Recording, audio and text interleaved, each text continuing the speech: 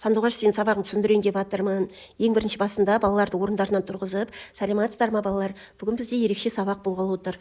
Адамның көңіл күйі көп нәрсені жақсы жасауға әсер етеді. Сондықтан кәнекей барлығымыз қимыл жасап, мына өлең шумақтарын қайталайық. Сүйеміз барлық әлемді де қолдарымен көн жасап, қолдарын жайып, бүйтіп та әлемдегі бар елді бақыттымыз осы біз, қолдарын ұстайды, қасымызда досымыз деп достарын құшақтайды. Осындай өлең шумақтармен жасай қоясың. Шаттық шеңберіне шығармай-ақ қой, дәл қалай тұр солай отыра жасай берсе болады да. Кәнекей балалар, орындарыңызға отыра қойыңыздар. Алдымен үй тапсырмасын тексерейік деп, жаңағы әр оқушының алдына критериалдық бағалау парақшасы бар. Қалай толтыруды үйретемін. Аны соңғы жағында да алдымен балалардың қолына бересің да, айтасың: балалар, сендердің әрқайсыңызға бағалау парақшасын бердім. Бүгінгі сабақта біз өз-өзімізді бағалаймыз. Мысалы, үй тапсырмасын орындасақ, 2 балл беріледі, көрдік па? Кәнекей, ендеше үй тапсырмасын тексеріп жіберейін деп, сосын қолдарыңа мынандай домбыра бердім. Домбыраның ішегін әр тапсырманы орындаған сайын жылжытып отырамыз деп, жаңағы домбыраны өзің көрсетесің. Әрқайсысына алдын ала таратып қой, бағалау парақшасында, домбырасында. Ал енді кәнекей кім оқиды? Мен деді ғой, оқи ғой кәнекей. Гүл секілді қызарады, көктейді, күн секілді, бірақ нұрын төкпейді. Балалар уже орындарынан күнбағыс деп айқайлап отырады ғой. Қол көтеріп жауап беруге үйретті. Кім айтады? Мен деп айтады, осын айта ғой. Күнбағыс. Дұрыс айтасыңдар балалар. Осы жерде пәндік байланыс жасап жүр. Күнбағыс қандай гүл балалар? Күнді жақсы көретін деген сияқты неше түрлісін айтады балаларда. Күнбағыстан не аламыз? Айтсын жаңағы. Май аламыз, зығыр майын аламыз деген сияқты неше түрлі қылып айтады білетіндерін да. Ал енді балалар, осы сөйлемдердің ішінен, өлең жұмбақтың ішінен бірыңғай мүшені таптыңыздар ма? Я, астын сыздыңыздар ма кәнекей? Астын сызды. Ал қызарады, көктейді. Бұл жерде қандай мүше болып тұр? Сұрақ қойықшы. Не істейді? Демек, бұл етістік, яғни баяндауыш бұл қызметін атқарып тұр. Тұрлаулы мүше, баяндауыш. Ал енді балалар, қарайық. Жаңағы мен айтқан бағалау парақшамызға кім осы тапсырманы осылай дәл осылай орындаған болса, 2 балын қойып шығады. Плюс қояды, немесе птичка қояды. Балалар, өткен сабақта алған білімдерімізді осылай қайталайық. Бұл додекаэдр. Мен сендерге бірінші топқа қазір лақтырамын. Топқа бөлмейсің. Қалай отыр? 3 қатар болып отыр ғой. Дәл солай, сендер бірінші топсыңдар, сендер екінші топ, сендер үшінші топ деп та. Қазір мен бірінші топқа лақтырамын. Сол адам кім қағып алса, сол жауап береді. Және де жауап беріп болған бірінші топтың оқушысы, егер білмесе, оның қасындағы сол бірінші топтың адамдары қосыла жауап беруге болады. Егер білсе, екінші топқа лақтырады деп үйретесің ғой. В общем, біреуіне лақтырып қалдың, мәтін деген не түсті да? Мәтіннің ережесін айтады. Мәтін мазмұн жағынан 2 немесе одан да көп сөйлемдерден құралады деген сияқты. Алады да қолындағысын екінші топқа лақтырады. Енді алыс отырмайды ғой, жақын отырады, бүйтіп лақтырып қалады да. Біледі-ау деген балдарға. Енді бәрі білетін шығар, жаттаттық қой, арт жақтары оңай, тек 1-2 ереже бар да. Мәтіннің қандай түрлері бар? Айтады ғой, пайымдау, әңгімелеу, сипаттау деп айтады да. Жай сөйлем деген не? Ол сосын 3-ші топқа лақтырады. Жай сөйлем деген не? Жай сөйлем жаңағы ережесін айтады, жай сөйлемге мысал келтіреді, құрмалас сөйлемнің ережесін айтады, мысал келтіреді. Мына жерде сөйлем деген не? Ары қарай сөйлемнің түрлері оңай ары қарай да. В общем, 12 сұрақ бар, тез-тез жылжытып қағып алып тез-тез қылу керек қой. Сол жерден өзіңе жақсы жауап берген оқушылар белгілі ғой. Саған 1 пайдан деп, кәдімгі олар домбырасын жылжытады да, ішегін. Содан кейін барып, бағалау парақшасына 1 балл қойып отырады. Ал енді балалар, мен сіздерге сұрақтар берейін. Сендер жауап бересіңдер. Және де әрбір сұраққа жауап берген сайын мен 2 ұяшықты ашып отырам деп. Мына жерде сұрақ белгілеп қойдым, енді да сұрақ жазып қойдым. Сол сұрақтарды лездеме сұрақтар болды, тез-тез жауап беретін. Бірінші, Абайдың шын аты кім? Одан кейін Ибрагим деп айтады ғой да. Содан кейін Абайдың әкесінің аты Құнанбай. Сосын Абайдың әжесінің аты кім? Мысалы, Зере, анасының аты кім? Ұлжан. Тағы сондай. Абай қай жерде оқыды? Білмейтін болса, өзің айтып жібересің. Сұрақтардың жауаптарын өзің қапталына жазып қой, егер не ұмытып қаламын деп жатсаң. Абайдың туған жылы 1845-те, Абайдың қайтқан жылы тағы бірдеңе деп, қай жерде туылды, бірдеңе, осындай, осындай сұрақтар қойдым. Енді 25 әріп бар екен, бәріне 25 сұрақ қойып тұрмай, әр не сайын 2 сұрақтан ашатын қылдым да, бүйтіп 2 ұяшық ашатын. Сөйлемнің бірыңғай мүшелері. Балалар, мінекей біз Абай туралы жақсы білеміз екен, өйткені біз Абай шығармалары ұрпаққа мәңгі мұра деген ортақ тақырыпта жатырмыз. Өтіп жатқан тақырыбымыз сөйлемнің бірыңғай мүшелері. Бұл біздің қайталау сабағымыз. Сабағымыздың мақсаты мынадай деп тақтадан судыратып оқып шық, біреуін оқысаң болады, екіншісін бәрі мыжып тұрмайды. Ал енді сөйлемнің бірыңғай мүшелері дегенде кәнеке қайталайықшы.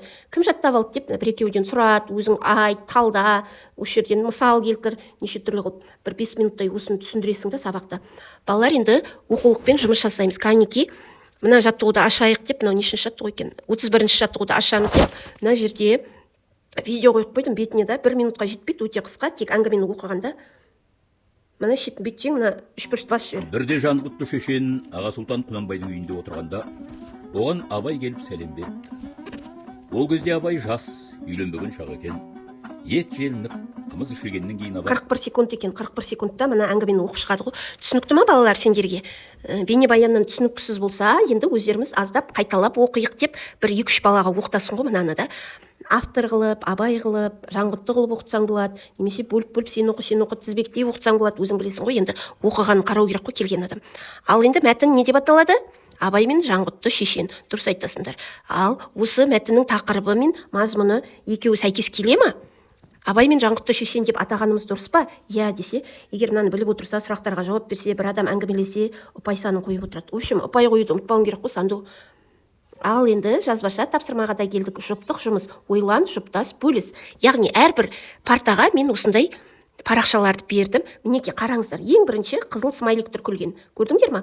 Ол қандай әріп қоямыз ондай жерге? А деген әріп. Кілең қызыл смайликтің астына біз А деген әріпті жазып шығың деп. Екеуі қосылып жазса болады, бөлек-бөлек жазса болады. В общем, мынаны жазады ғой. Содан кейін, ал олай болса келесі әріп айдың астында қандай әріп тұр? Д. Кілең айдың бейнесі тұрған жерге Д әрпін жазып шығамыз деп жазып шықсын. Ары қарай өздерің орындаңдар деп өздеріне беріп қой. Ана карточка дейін мынаны жазсын, общем. Жазып шығады ғой, әбден жазып болғаннан кейін кәнеке қандай сөз шықты, кім оқиды деп 1-2 балаға оқыт. Мен де сендермен бірге ашайын. Не деген? Абайдың нақыл сөздері өте көп. Солардың ішінде осы да сөзі бар екен. Адам баласының бәрі дос. Көрдіңіздер ма? Біздер бір-бірімізге дос болу керекпіз. Оны ұлы Абайды айтып кеткен деген сияқты қылып қорытып тұрасың ғой әрбірінен. Ал осыны дәптерімізге әдемі етіп жазып аламыз деп, өзің балалар жазып атқанда бір адамды тақтаға шығарып қой. Содан кейін манағы домбыраларын көтеріп жүр, әдемі жазғандарға домбыраның ішектерін бір бал қойып қосып жүр. В общем, аралап жүресің ғой, әдемі жазу керек қой балалар. Ал енді сосын дескриптормен таныстырып тұрсаң болады жаңа да. Балалар пішіндер арқылы кім қай жұп тапқан болса, өзіне 1 пай қойсын. Әдемі көркем жазса, ол да 1 пай қойсын деп та. Келесі тапсырма, оқулықпен жұмыс, бұл дәптермен жұмыс 33-ші жаттығу. Бұл жерде біз бірыңғай мүше етіп қоюымыз керек. Қараңыздаршы, мысалы, Абай өте ақылды, дана адамда, немесе ол жастарды не істеуге баулыды? Еңбек етуге, мысалы, білімді болуға, тағы бірдеңе болуға шақырды да. Енді осыны тауып жазған болса ұпайын қояды да. Ал енді сергіту сәті деп, манағы Абайдың егер даусы шықпаса, колонка келіп қойып, бір даусын шығарып алдын ала қарап аласың ғой. Жаңағы көзімнің қарасының бір шумағымен бір қайырмасын айтса болады.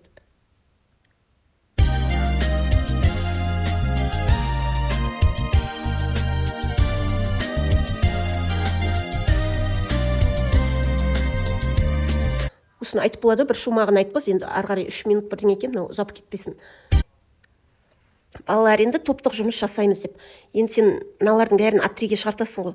А3-ге шығартасың, дайындап берем, шығаратын қылып та. Негізі өзім шығарып берген жақсы еді, бәрін білетін да, бірақ енді жаңағы алыс қой дегенім ғой, беріп жіберетін. Кімнен беріп жіберемін оны?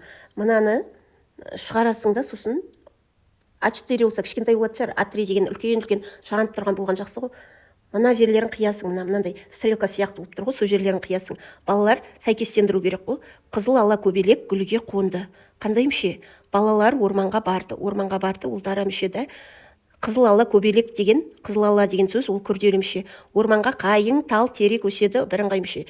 Мысалы да, осыны табады ғой. Сен сосын топ басшыдан сұрайсың, кім жақсы қатысып отыр, кім біліп отыр деп. Солар ұпай қояды өзіне.